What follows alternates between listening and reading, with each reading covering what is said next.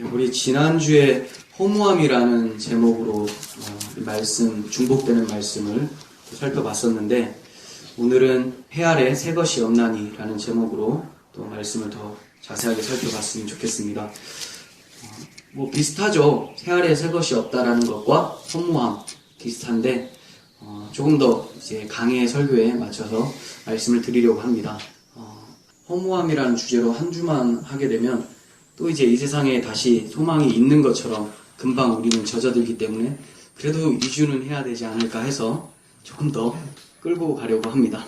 그러니까 여러분들 좀 잘 들어주시면서 정말 세상에 소망 두는 것이 헛된 것인가 한번 가슴에 새겨보시고 진짜 소망이신 하나님께 어떻게 나가야 되는지 한번 살펴봤으면 좋겠습니다. 예전보다 요즘은 더 많이 도박 중독자들이 많아지죠. 제가 예전에 교회에 있을 때도 도박 중독자의 남편을 둔 분을 보았는데, 그렇게 한번 중독이 되니까 빠져나오기가 굉장히 어려운 거예요. 도박 중독자들 또 주변에도 몇 분 있었는데, 제 주변에만 있나요? 예, 있었는데 굉장히 힘들더라고요. 거의 뭐가 정말 불구가 되든지 아니면 경찰서에 가든지 이렇게 되지 않으면 잘 끊기가 어려운 것 같아요. 근데 왜 도박에 중독이 될까요? 더 따고 싶은 마음이 있어서 그렇잖아요. 더 많이 갖고 싶고, 이번만 하면 좀 뭐가 잘 될 것 같은데 채워도 채우지 못하는 그런 욕망, 그것을 더 채워보려고 노력하기 때문에 그렇죠. 그래서 요즘에는 참 복권이라는 이름으로도 복권, 일단 복자 들어가잖아요. 굉장히 좋은 것 같지만, 그리고 CF도 선전도 많이 합니다. 그렇지만 결국은 다들 내가 한번 작은 돈을 투자해서 큰 것을 벌어보겠다라고 하는 그런 기대감 때문에 일어나는 현상들이죠. 복권 사는 횟수도 참 많아지고 여러 가지 복권의 개수도 참 많아졌습니다. 그리고 여러분들 아시겠지만 TV 프로그램 같은 데 보면 출연자가 막 문제 맞추는 거 있잖아요. 하나 맞추면 10만원, 두 개 맞추면 20만원 올라가잖아요. 한 100만원 정도를 탔음에도 불구하고 위험을 감수하면서도 1000만원의 고지를 향해서 또다시 도전을 한단 말이에요. 거기서 끝나도 100만원 얻는 건데 왜 그렇습니까? 계속해서 더 큰 것, 더 많은 것, 더 넓은 것을 원하기 때문에 그래요. 차도 더 큰 거 원하고, 연봉도 더 큰 직장으로 옮기려고 하고, 더 큰 집으로 옮기려고 하고. 근데 이들만 그런 것이 아니라 우리들도 다 그러한 마음들이 숨어 있다는 것은 누구도 숨길 수가 없다는 거죠. 이게 바로 물질주의의 함정이에요. 물질주의, 물질 만능주의라고 하는 것은 이 물질이 나를 다 능하게 해준다. 이것이 나의 위로다, 나의 기쁨이다 라고 하는 그런 함정이 있어요. 세속적인 것들을 막 내가 취하게 되면 그게 기쁨을 가져다 줄 것 같지만 결국 그것을 많이 취한 사람이 기뻤을까요? 그렇지 않죠. 그 순간에는 기쁨이 있는 것 같지만 또다시 그 공허함 가운데서 더 채우고자 하는 욕망들이 생겨난단 말이죠. 그러다 보니까 결국 아무리 많은 돈을 가진 부자라고 해도 스스로 목숨을 끊던지 절망 가운데 살던지 이렇게 하게 되죠. 그러면서 내가 이렇게 성공해봤자 별로 특별한 거 없더라, 다름없더라, 이렇게 얘기를 하는 걸 보게 됩니다. 그러면서 이제 좀 가난한 사람들은 당신은 경험해봤으니까 그렇지만 나는 경험을 안 해봤으니까, 나는 그렇게 돼도 좋으니까 한번 경험이라도 해보고 싶다, 이런 얘기를 하죠. 그 사람은 경험해보고 별거 아니라는 걸 알게 됐는데도 우리는 자기가 경험을 해보지 않으면 계속해서 도전을 해보려고 하는 그런 모습들이 있습니다. 분명히 앞에서 누가 실예를 남겼으면 나 또한 그러한 모습으로 걸어가게 될 것이다라는 걸 알아야 될 텐데, 그런 교훈을 얻지 못하고 계속해서 허황된 꿈을 이루려고 달려가는 모습들이 참 많다는 거예요. 오늘 본문을 기록한 전도자는 이스라엘 백성에 대해서 지금 전도서를 쓰고 있는 거예요. 이스라엘 백성들이 출애굽하고 광야를 통과하게 되잖아요. 그리고 거기서 얻고 먹었던 것이 뭡니까? 만나였잖아요. 그때는 하루하루 하나님께서 주시는 일용할 양식 만나를 하나님께 의지해서 구했었어요. 그렇지만 전도자의 이 시대는 광야의 시대가 아니라는 거죠. 정착되어 있는 가나안 땅의 시대예요. 이스라엘 땅이죠. 이스라엘 나라는 어떻습니까? 이집트와 아시아와 유럽을 연결하는 국제 무역의 통로였기 때문에 굉장한 부를 창출할 수 있는 기회가 참 많았었어요. 그러다 보니까 이 사람들이 더 이상 하나님을 의지하지 않는 모습들이 보여지고 있는 거예요. 그래서 전도자가 이렇게 가다 보면 너희들 큰일 난다. 너희들이 아무리 많은 부를 축적하더라도 그 모든 수고가 하나님이 없는 상태에서 벌어진다면 모두가 다 헛된 것이다. 이렇게 말씀을 하고 있는 거예요. 이렇게 해서 시작하는 게 바로 2절이죠. 헛되고 헛되며 헛되고 헛되니 모든 것이 헛되도다. 지난 시간에도 말씀을 드렸지만 헛되다라는 말은 헤벨로서 증기, 한숨, 텅빔, 공허라고 말씀을 드렸어요. 인생이 길 것이라고 생각을 하지만 임종을 앞둔 어르신에게 인생이 깁니까? 라고 물어보면 인생은 화살같이 속히 간다. 흩어지는 안개와 같다라고 말씀을 하실 거예요. 안개란 약간의 열만 있어도 사라지게 마련이죠. 그러니까 굉장히 짧은 시간인데도 불구하고 우리는 길 거라고 생각하고 여기서 평생 한 1000년 만년을 살 것처럼 생각하면서 산다는 거죠. 그리고 또 하나는 전도자가 바람을 잡는 것 같이 실체가 없는 것인데도 있는 것처럼 시도하는 그런 어리석음을 보이는 것이 해 아래 사는 모든 사람들의 모습이다. 이렇게 얘기를 하고 있어요. 바람을 잡는 것 같이. 바람 안 잡히잖아요. 실체가 없는데 마치 있다고 생각해서 계속 잡으려고 하는 거예요. 지난 시간에도 말씀드렸지만 입김을 겨울에 후 불면 눈에 보이지만 잡으면 안 잡히는 것과 같이 없는 건데도 있다고 생각하면서 자기 스스로를 속이게 된다는 거죠. 입김을 불고 잡으려는 사람이 있습니까? 그럼 자기가 바보가 된다는 걸 알기 때문에 잡지를 않아요. 근데 인생은 잡으려고 해요. 이 세속적인 삶 속에서 나의 어떤 위로를 잡으려고 한다는 거죠. 14절 보시면 내가 해 아래 행하는 모든 일을 보았노라. 보라, 모두 다 헛되어 바람을 잡으려고 하는 것이로다. 잡으려는 것이로다. 이렇게 말씀하고 있어요.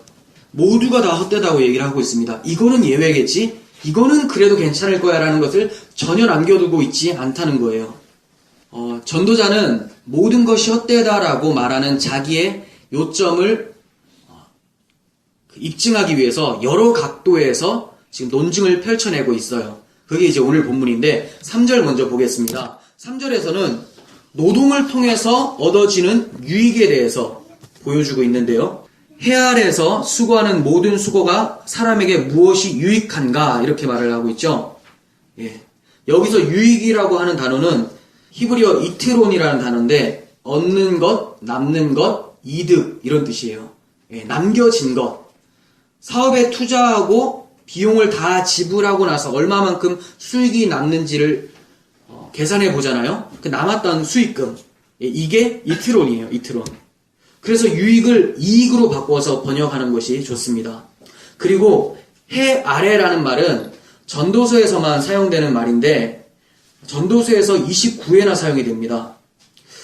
뜻은 이 세상에서 하나님을 생각하지 않고 사는 상태가 해 아래라고 하는 거예요. 약간 조금 문학적인 표현인 것 같아요. 해 아래. 그러니까 하나님이 만드신 해, 피조물 아래 갇혀있는 상태로 보시는 게 좋을 것 같아요. 데렉 키드너, 지난 시간에도 말씀드렸죠. 그 구약 학자 데렉 키드너가 이렇게 얘기를 합니다. 해 아래 삶에 대해서 해석하기를 마음에는 온통 자기 눈에 보이는 세상뿐이며 관측점은 땅바닥이다. 이렇게 말을 해요.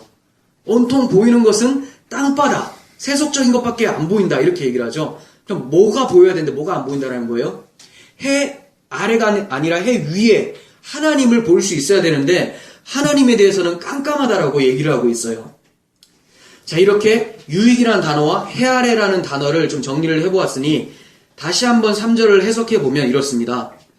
하나님을 생각하지 않고 수고하는 모든 수고가 사람에게 남는 것이 있겠는가? 이렇게 번역할 수 있겠죠. 우리의 생명은 어디에서 왔습니까? 하나님께로부터 왔잖아요. 근데 그 하나님이 생명이신 하나님이 빠진 상태라면 죽은 상태잖아요. 그 죽은 상태에서 수고를 한들 무엇이 남을까요? 죽은 자에게는 아무것도 소용이 없잖아요. 주님께서도 말씀하시기를 사람이 만일 온 천하를 얻고도 제 목숨을 잃으면 무엇이 유익하리요? 사람이 무엇을 주고 제 목숨과 바꾸겠느냐? 이렇게 말씀하셨어요. 그러니까 결국 목숨이 사라지게 되면 아무것도 남는 게 없다고 말씀하고 있어요. 우리의 육적 목숨도 목숨이지만 더 중요한 게 뭡니까? 영적인 목숨이잖아요. 그 목숨을 하나님 밖에서 이제 잃어버렸는데 여기서 무언가를 창출해낸다고 해서 이게 과연 내 것이 되겠는가? 이렇게 질문을 하고 있는 거예요.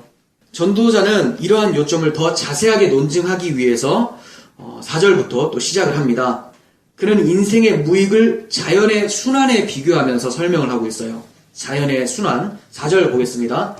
한 세대는 가고 한 세대는 오되 땅은 영원히 있도다. 이 말씀 얼핏 보면 짧은 시간 같잖아요. 시간이 팍팍 간다. 근데 이거는 그런 뜻이 아니라 앞에서 말한 3절 유익이 없다라는 것을 뒷받침해 주는 말씀이에요. 그러니까 빨리빨리 간다가 아니라 한 세대가 다음 세대로 교체가 된다 이런 뜻이에요. 한 세대가 가고 한 세대가 온다. 이제 우리 곧 좀 있으면 드릴 예배 무슨 예배라고 하죠? 연말에? 송구영신 비슷하죠. 옛것이 가고 새것이 온다. 그러니까 시간이 빨리 간다라는 의미가 아니라 옛것이 가고 새것이 와서 대체가 된다 이런 뜻이죠. 그런데 그 대체되는 것도 새것이냐? 새것이 아니라는 거예요. 이게 바로 전도자의 요점이에요. 바뀌긴 해도 아무 유익이 남지 않는다라는 것을 얘기를 하고 있어요. 새것이 왜 새것이 아닌지에 대해서는 조금 이따 후반부에 더 자세하게 말씀을 드리겠습니다. 자, 이 4절은 7절과 굉장히 비슷합니다. 7절 다른 성경으로 보겠습니다. 강물이 모두 바다로 흘러가지만 바다는 넘치지 않으며 강물은 흐르던 곳으로 돌아가고 거기서 다시 흘러간다. 무슨 말이에요? 계속 흘러는 가지만 변화가 없어요. 뭔가 바뀌는 게 없어요. 강물이 넘치질 않는다라는 거죠. 쌓였는데 넘치질 않아요. 그래서 땅은 영원히 있도다 이렇게 말을 하는 거예요. 이 말은 이 세상은 아무리 뭐가 왔다 갔다 해도 영원히 그대로 있더라. 변함이 전혀 없더라. 이렇게 표현하는 본문이에요. 그러니까 변하는 것이 아무것도 없다라는 것을 얘기를 하고 있죠.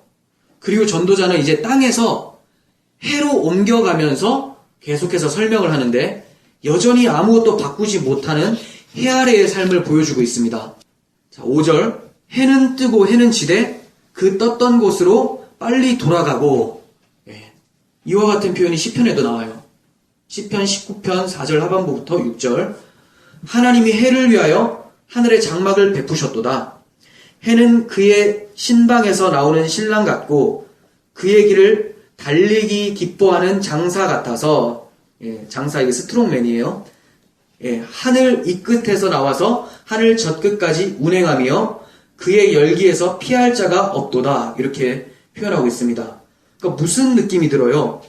해가 굉장히 노동하는 느낌이 들죠. 왔다 갔다 바빠 죽겠다라는 거죠.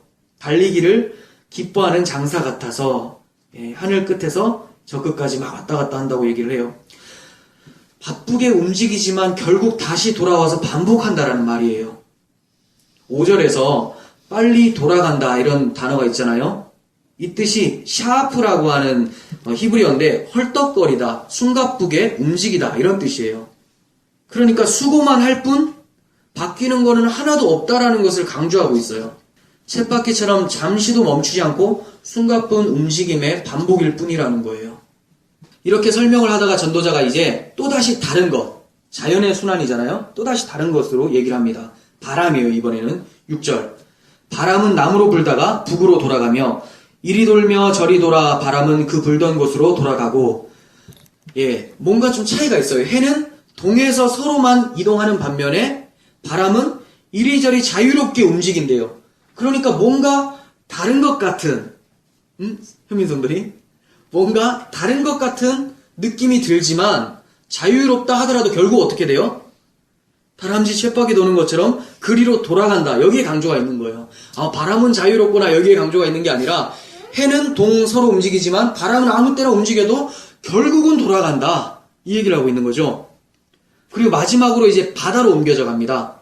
7절 모든 강물은 다 바다로 흐르되 바다를 채우지 못하며 강물은 어느 곳으로 흐르든지 그리로 연하여 흐르느니라 이렇게 말씀합니다. 예, 그리로 돌아간다 이런 뜻이에요.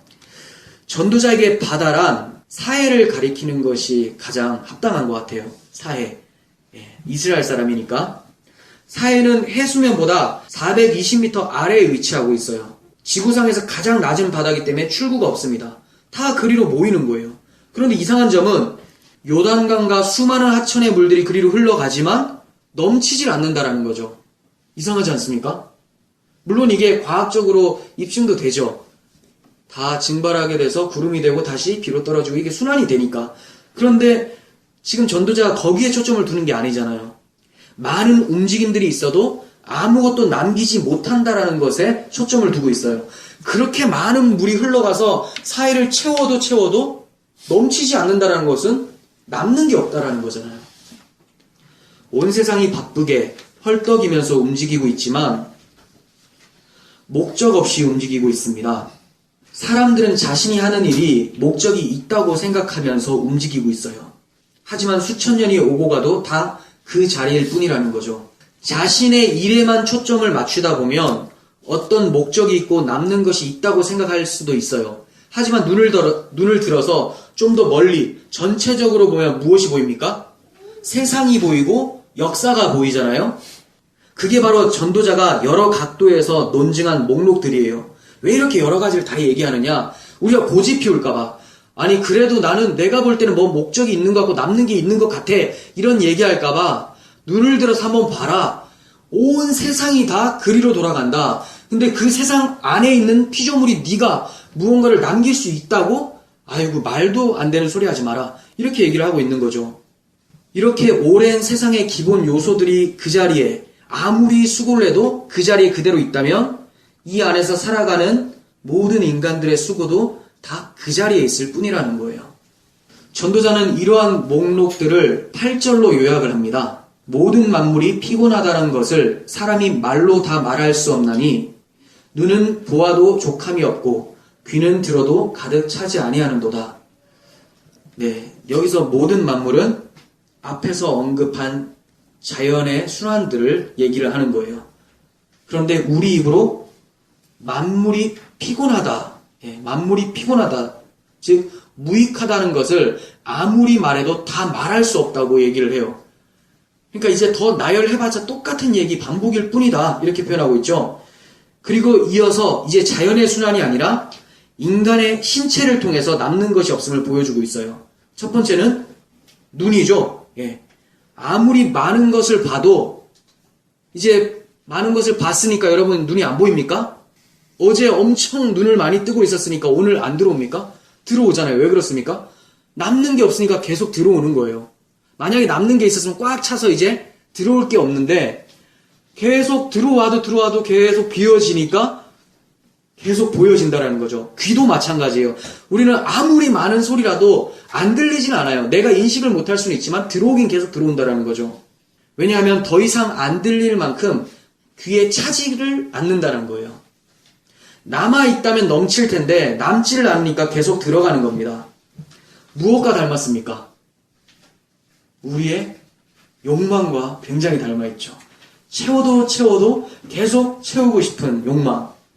욕망에 이끌려서 욕망의 노예로 평생 충성을 다해도 남는 것은 없습니다. 사람들은 자신이 만족하지 못하는 이유를 새 것이 없기 때문에 그렇다라고 생각하면서 새 것을 찾아 헤매곤 합니다.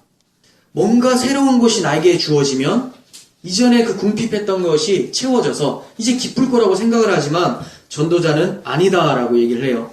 9절을 통해서 새 것이 없다 이렇게 말을 하고 있어요. 9절 이미 있던 것이 후에 다시 있겠고 이미 한 일을 후에 다시 할지라 해 아래는 새 것이 없나니 이렇게 얘기하죠. 지금 전도자는 자연에서 이제 인간 역사로 초점을 바꾸어 가고 있습니다. 이미 한 일을 후에 다시 할지라 인간 역사에 남는 것이 없었다면 개인의 삶에도 남는 것이 없는 건 분명하겠죠. 새 것은 없는 거예요. 전도자는 이러한 자신의 요점에 누가 반론을 일으킬 거라고 생각하고 자기가 다시 묻고 다시 대답을 해요. 그게 10절입니다. 무엇을 가리켜 이르기를 보라 이것이 새 것이라 할 것이 있으랴 우리가 있기 오래전 세대들도 이미 있었느니라. 예, 사람들은 이렇게 자주 얘기하죠. 아기가 태어났어요. 새 아기가 태어났어요. 보라 이것이 새 것이다. 충분히 그럴 수 있죠. 새로 태어났으니까. 하지만 전도자가 무슨 말을 합니까? 이미 전에도 있었느니라 이렇게 말을 하고 있는 거예요. 아기들은 과거에도 태어났었어요. 내가 느끼기에 새 것이지 역사 속에서는 그러한 반복은 계속되어져 왔다는 거죠. 지금 최신 폰 아이폰 7이죠? 나왔나요? 아직 안 나왔어요? 자 그럼 7으로 합시다. 우와 아이폰 7이 나왔네? 나는 얼리 어답터가 될 거야 하면서 막 그걸 취하고 나는 새 것을 샀다 이렇게 생각을 하죠. 그리고 이 아이폰 7이 나에게 오면 새 것이니까 뭔가 만족을 줄 거라고 생각을 해요. 하지만 아이폰 7 새 것은 새 것이지만 해 아래에서 새 것은 아니라는 겁니다. 무슨 말이냐면 내가 느끼기에는 새 것이지만 해 아래 결국 인간의 역사 속에서는 그것도 결코 새 것이 아니라는 겁니다. 비교해서 말씀드리면 아이폰 7이 나에게 새 것이듯이 우리의 선조들에게는 불의 발견이 새 것이었어요. 불. 처음 발견했을 때 우와 이런 발견을 이건 처음이다 라고 했지만 우린 그걸 처음이라고 인식합니까? 이제 처음이 아니잖아요. 우리한테는 새 것이 아니에요. 그리고 그들도 조금만 지나면 이거 새 것이 아니구나 하면서 익숙해지고 그게 바로 헛것이 된다는 거죠. 그러니까 제가 말씀드리고 싶은 것 전도자가 얘기하고 싶은 건 뭐냐면 새 것이라는 것은 계속 새 것으로 있어야 되는데 새 것이 헛것이 된다는 것은 새 것이 아니다 이렇게 얘기를 하고 있어요. 말장난 같지만 좀 철학적인 사고들이 좀 필요한 내용이죠. 예. 새 것이라는 것은 계속 새 것이어야 되는 거예요. 네, 헛것으로 변한다는 것은 그 전에도 있었는데 잠깐 변형되어서 나에게 나타난 거라는 거죠. 문명은 계속해서 발전이 되어 왔습니다. 하지만 성경은 발전이라고 하지 않습니다. 인간은 무언가를 새롭게 발견할 때마다 발전되었다고 생각을 해요. 전기를 발견하면 발전되었다. 다이아몬드를 발견하면 발전되었다. 불을 발견하면 발전되었다. 그런데 그 발견으로 인해서 정말로 채워짐이 있었는가? 편리는 주어졌어요. 편리. 근데 평안은 주어지지 않았잖아요. 불이 발견되었다고 해서 전기가 발견되었다 해서 몸은 편안할 수는 있어도 우리 마음의 쉼은 주지를 못했다라는 거예요. 그 무슨 지수라고 하죠? 그 기쁨 지수라고. 네, 고맙습니다. 갑자기 생각이 안 나서. 행복 지수가 발전이 많이 된 나라에서 더 높습니까? 좀 가난한 나라에서 더 높습니까? 대부분 가난한 나라에서 더 높죠. 그러니까 우리가 생각하는 발견으로 인해서 발전되었다고 하지만 그게 발전이 아니라는 것을 충분히 알 수가 있어요. 발전이면 뭔가 정말 앞서 나가고 남는 게 있어야 될 텐데 뭐 남는 게 없고 변한 게 없다라는 거예요. 새 것은 모두 과거에 있었던 것의 변형에 불과합니다. 전도자는 본문을 11절로 끝을 맺고 있어요. 11절 보겠습니다. 이전 세대들이 기억됨이 없으니 장래 세대도 그 후 세대들과 여기 과 함께는 지우시고 그 후 세대들에게 기억됨이 없으리라. 이게 더 편해요. 다시 읽어볼게요. 이전 세대들이 기억됨이 없으니 장래 세대도 그 후 세대들에게 기억됨이 없으리라. 네, 후손들이 계속 기억 못한다고 얘기를 하고 있죠.